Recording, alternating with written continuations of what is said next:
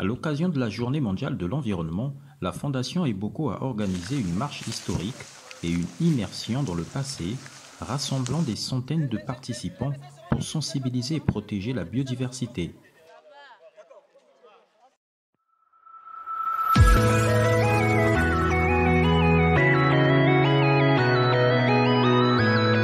Sous le thème Ensemble pour nos forêts et contre l'érosion côtière, l'événement a attiré de nombreuses associations et start-up engagées dans la cause environnementale.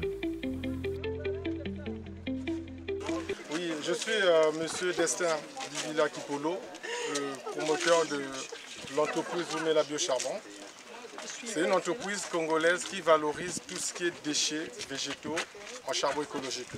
Donc notre présence ici, c'est pour soutenir déjà l'initiative de planting et aussi rappeler qu'il ne faut plus détruire ces plantes dans 10 ans, 20 ans pour faire du charbon. Parce que si on le fait, on va revenir à l'étape initiale. Et nous avons la possibilité de vous montrer, pour les gens qui seront intéressés, quelles sont les alternatives.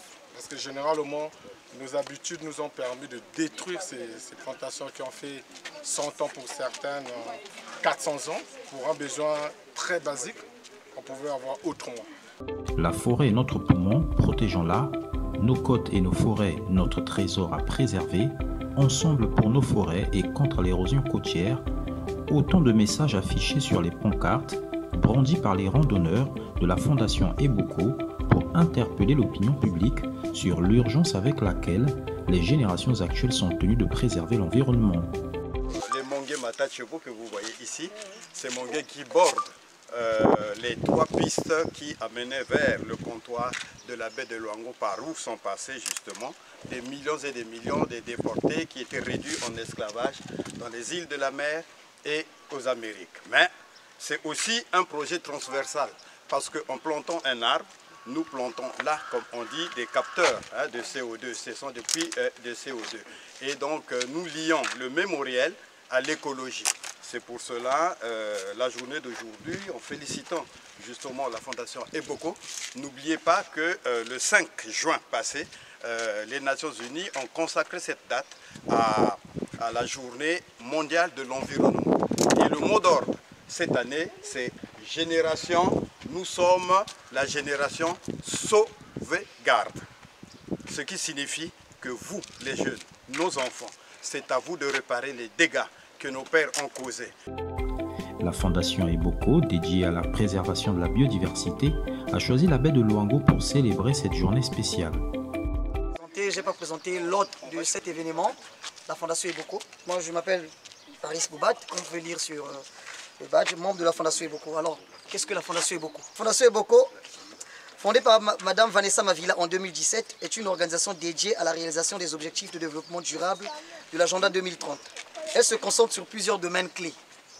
Les principales actions. Le premier domaine clé, la protection de l'environnement. La Fondation organise un concours pour sensibiliser les élèves des 2 Congos à l'importance du bassin du Congo à travers des dessins et des récits. Diplomatie et collaboration internationale. La Fondation travaille en étroite collaboration avec des gouvernements, des ONG et le secteur privé pour maximiser l'impact de ces actions. Vous allez voir sur les logos, il y a aussi des entreprises privées. La Fondation Eboko, dédiée à la préservation de la biodiversité, a choisi la baie de Luango pour célébrer cette journée spéciale. Composée d'hommes, de femmes et d'enfants, les marcheurs ont eu pour point de départ la sous-préfecture de Luango jusqu'à la baie de Luango en passant par le carrefour des 3 pistes. Un exercice sportif qui a permis aux participants de découvrir les richesses naturelles et historiques de la région tout en mettant en avant l'importance de la sauvegarde des forêts et la lutte contre l'érosion côtière. En fait, le manguier dit Matachebo n'est autre que le Mangifera indica. C'est un fruit, semble-t-il, qui a été emporté par les Portugais au XVIe siècle.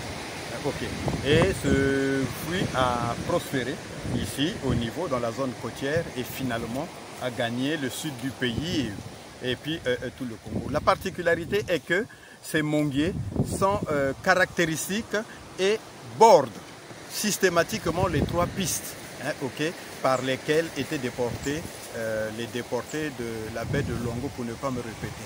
Alors, la singularité, qu'est-ce qui nous a emmenés de nous focaliser sur le Matachebo, c'est parce que comme vous avez vu sur toutes ces trois pistes, ces manguiers sont en rectiligne et à équidistance.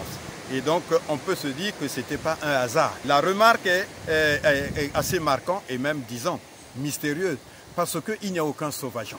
Le sauvageon, c'est le petit manguier qui était censé pousser naturellement, parce que après 4 siècles, parce que c'est des manguiers séculaires, nous devions normalement nous retrouver avec des forêts de manguiers. Mais sauf que, ici sur la baie, il n'y a que les manguiers alignés à côté, il n'y a pas eu de petits. Mais en regardant très bien, nous nous sommes rendus compte que ces manguiers sont surinfestés par ce qu'on appelle le charançon du manguier de la mangue. Le hait attaque le cotylédon et c'est ce qui stérilise tous les fruits qui tombent. Et pour cela, nous nous sommes engagés à sauver le manguier Matachebo, à le multiplier, afin de pérenniser l'histoire de l'esclavage au travers du manguier de la côte de Luango. La mémoire qui forge l'homme, qui fait l'homme, manque à beaucoup de Congolais. Et vous êtes témoins. Nous voyons ici une érosion galopante qui est à peine à 20 mètres. Il y a comme une inattention, une ignorance, un oubli, une amnésie, et une érosion, justement, qui frappe le Congolais, pas seulement, mais tous ceux dont leurs ancêtres ont emprunté cette voie. Je voudrais là interpeller le Tchad, le Cameroun, le Gabon, le Centrafrique, le Congo démocratique et l'Angola. Nous devons sauver la baie de Luango car c'est une histoire commune, mais mieux, une histoire de l'humanité. Un des moments forts de la journée a été la séance de planting d'arbres géolocalisés organisée en présence de nombreux enfants. Chaque enfant a rebaptisé un arbre au nom d'un ancêtre avec l'espoir de voir l'évolution de cet arbre dans 20 ans et d'honorer ainsi la mémoire de leur ancêtre. Cette activité avait un double objectif, environnemental, en contribuant à la création d'une forêt capable de capturer le CO2 et mémoriel en liant l'histoire à l'écologie.